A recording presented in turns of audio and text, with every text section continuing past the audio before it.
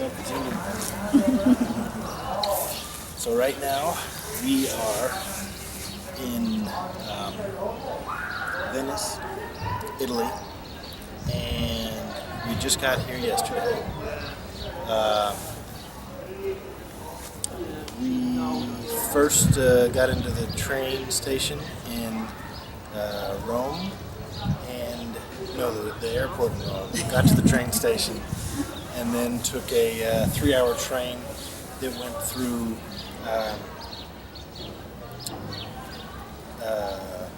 Florence on the way here to Venice, and beautiful ride across the countryside. It was beautiful to see the different countryside and all the little houses and all that kind of stuff. Then we got here, and what did we do yesterday? So yesterday we got here, we got to our hotel, well, after getting lost getting to the hotel. But once we didn't get lost. We didn't? No. Okay, we stumbled upon it, shall we say, and took a shower, and then just got out of the hotel, started walking around. It's really beautiful, and walked around the streets, looking for a place to eat. Saw some art, some little, all kinds of little shops and stuff. Yeah. The place where we're staying is kind of, it's a little bit on the eastern side, north of a St. Marco's Piazza and such. And so we kind of went towards Rialto Bridge, which is kind of like the central area where all the touristy stuff is.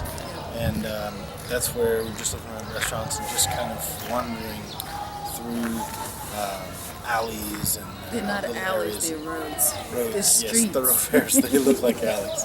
They look like they're not dirty like alleys. Yeah.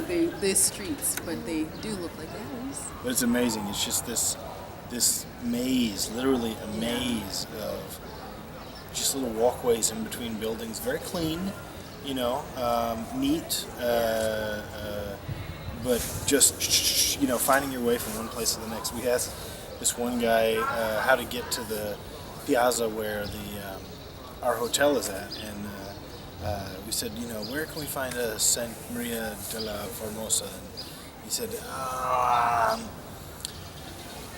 left and then you make a right. And so he had it in his head, but it wasn't. Chicago is all about, you go this many blocks and you go that many blocks and that's it. Yeah. So. Yeah, I mean, the interesting thing about this place is, the one thing that Ben said was it looks like a museum, and it sure does. It's just incredible. The buildings are old. I mean, hundreds, thousands of years old, and it's just amazing. Every little place is full of history, and I was texting my family and saying, it reminds me of Monte Cassino in South Africa. Except Monte Cassino was trying to imitate what they had here. So it's obviously a smaller scale, but imagining a whole city built like Monte Cassino. Yeah. Or even like the Museum of Science and Industry in Chicago. When you go inside, yeah. It's exactly like that, except it's an entire place like that. Well, and this is the real deal. This is the place that's and it's funny because I knew that they were trying to evoke something with Monte Cassino, but I couldn't have told you, that's supposed to be Venice. Yeah. And maybe it's not just Venice, but, it's like when history, I guess. Yeah, when I saw this, I was like, oh, yeah, that's that thing. So that was really, it's amazing. I mean, it was, so we had, so we walked around, they have these trattoria, which is, what is it again? It's like a family restaurant. Yeah, it's a family restaurant, and then they have restaurantes, and they're pretty pricey. I mean, it's Venice, so it's not going to be, $2. And they charge for you to actually sit down. So, or they the ones like near Rialto Bridge and stuff, the ones with the really good views, they're going to charge an extra 10 or 12 euros for the same dish. Yeah. But we ended up finding a really cool little restaurant. I don't think it was a trattoria. whatever it's called, whatever the tea is. But it was really nice. We got inside and sat next to a British couple. Two Or British two couples. British couples. And of course, there's one guy sitting next to us who talked about his cousin in Boston, who's named Richard. He was quite proud of He it. was quite proud of his cousin. But it was fun times. I mean, it was good conversation with them, and of course, just taking pictures and just enjoying the bruschetta and proper. I had no cheese. You had ravioli. Yep, yeah, proper ravioli, not not the Costco ravioli. But it was interesting because one of the things that for me was kind of influential in choosing that restaurant was that we went by there and it was packed, it was tiny, and it was like all the seats were full, and to me that was the indication of something good going on there. So I think you get that from John, because John won't sit anywhere without it being packed with people, because he kind of thinks smart it guy. must not be very good if people are not going there. But it was good. The food was good. The wine was great. It was decent price. And then after that, we were trying to find our hotel again, and we got lost in a good way. It was- On purpose. On purpose, and I think we're enjoying the maze and finding your way. And as you find your way, you're gonna run into things that you gotta just like, whoa, let's stop and check it out. Grab a piece of pizza, drink a beer.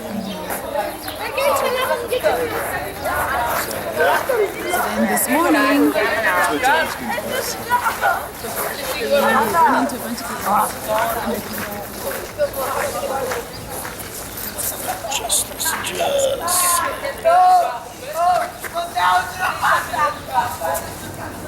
Yeah, there's a lot of kids from this. So then this morning, So the plan was to wake up pretty early because we wanted to go across the island, I guess, to another little island called Murano, and they do glass blowing over there.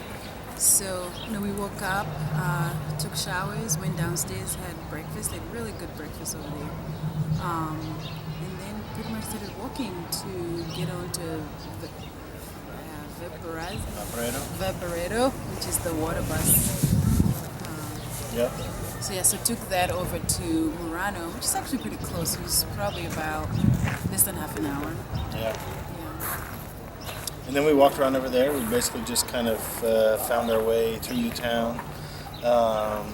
We went and found a supermarket. So we went and got some cheese and bread and Olives. prosciutto and olives. And for 12 euros, had ourselves a nice little lunch. And then, we didn't actually have it at that point. We just bought it since we found a good place to buy it. So then we walked and found a place where they were doing glass blowing demonstrations. But the way that we did it, we asked this guy where they were at. We went to a shop where they're actually selling the vases and the whatever art, glass art. And he said, yep, just walk down, turn left and go. But he was actually showing us the back entrance to the showroom, of the demonstration room. So we kind of show up. So we go in and there's this other Italian guy in front of us, and we asked him about going in. He's like, yeah. So we went inside, sat down, saw there were some other people there. There was some seats and all that kind of stuff. So we sat down, we're watching the demonstration and that kind of stuff, watching him do some figurines and such. And then a lady came in from the front and said, oh yeah, there's a charge to us for this. So then we went into the Well, we should have showroom. been smart and said, oh yeah, we're done. Because we'd kind of seen, how he was doing it.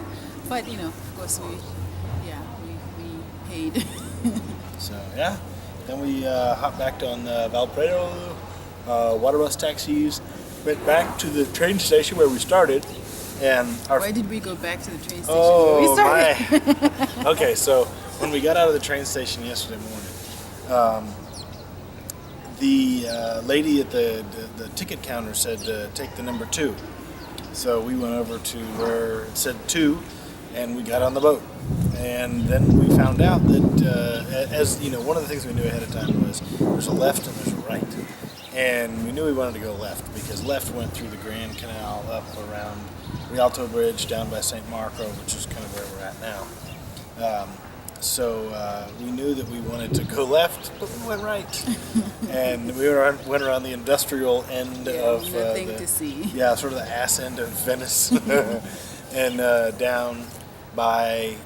We ended up here at St. Mark's, and then that was where we started off. But so today we went back to the train station from Murano, and then we took the correct route through the Grand Canal, Which is really incredible. I mean, it's if you're considering coming to Venice, you want to make sure they take you the left route because it's just an incredible way to be introduced to the city. It's amazing. Yeah.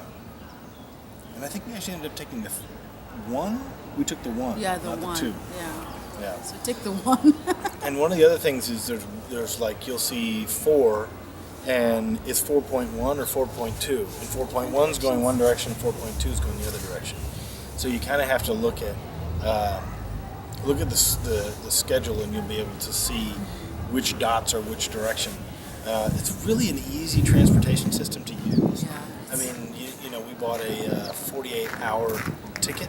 The thing is, you have to be sure to validate it in the beginning. If you don't validate it and you get caught along the way, it's like 52 euros, which is the cost of the 2-hour or 2-day for 2 people.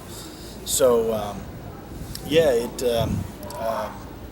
really easy to use. We went today and we went down and we stopped at Rialto, and then we got off and got back on and went down to Saint Maria di Salute. Yeah, that's it. Something like that. And then it's an amazing, I guess, basilica.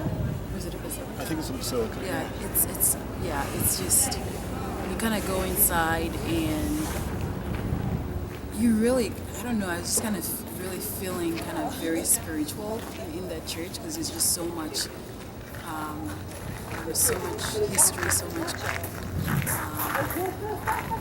care put into the craftsmanship. The thing that I was commenting to Rose about is it's like, the amazing thing about that is it's not only was it 1600, something like that, 1700 maybe, but it's, people put that much craftsmanship and that much work into their place of worship. It's like if you look at the main one in Florence, it's a similar situation. It's like the amount of, they put their grandest architecture, their greatest technological achievements into those spaces. So, it's pretty amazing. But, yeah.